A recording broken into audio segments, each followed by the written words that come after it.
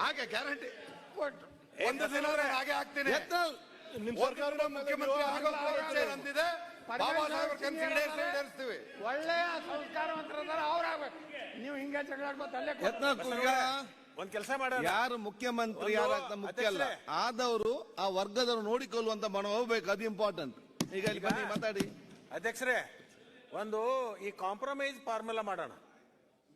ಈಗ ಪಾಪ ಬಸನಗೌಡರು ಹೇಳಿದ್ದು ಬಹಳ ಅತ್ಯಂತ ಈಗ ಅವ್ರದೇ ವಿಷಯ. ಮತ್ತೆ ಮತ್ತೆ ಅಲ್ಲಿ ಡೈವರ್ಟ್ ಆಗ್ತಾ ಅವ್ರು ಮಾತಾಡಿ ಮುಗಿಸ್ಲಿ ಒಮ್ಮೆ.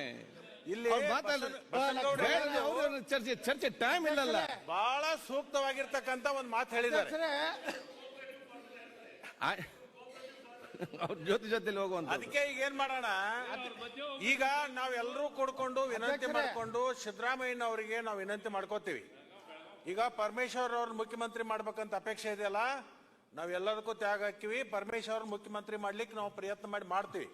ಒಂದ್ ಕೆಲಸ ಮಾಡಿ, ಕೇಳಿ, ರಾಷ್ಟ್ರದ ಪ್ರಧಾನಮಂತ್ರಿಗಳನ್ನು ಒಬ್ಬ ದಲಿತರನ್ನಾಗಿ ನಾವು ಮಾಡ್ತೀವಿ ಅಂತ ಘೋಷಣೆ ಮಾಡಿ. ಇಡೀ ಭಾರತ ದೇಶಕ್ಕೆ ದಲಿತರನ್ನೇ ನಾವು ಪ್ರಧಾನಮಂತ್ರಿ ಮಾಡ್ತೀವಿ ಅಂತ ಘೋಷಣೆ ಮಾಡಿ. ತಾಕತ್ತಿದ್ರೆ ಇದ್ರೆ ನೀವು ಆಯ್ತು. ರಾಷ್ಟ್ರಪತಿ ಮಾಡಿದವ್ರು ನಾವು ಒಂದ್ ದಿವಸ ಪ್ರೈಮ್ ಮಿನಿಸ್ಟರ್ ಮಾಡ್ತೇವೆ. ಅಧ್ಯಕ್ಷರೇ, ಕಾಂಗ್ರೆಸ್ನವರು ಮಲ್ಲಿಕಾರ್ಜುನ್ ಖರ್ಗೆ ಅವ್ರನ್ನ ಮುಖ್ಯಮಂತ್ರಿ ಮಾಡಲ್ಲ. ನಿಮಗೆ ಆಯ್ತು. ಈಗ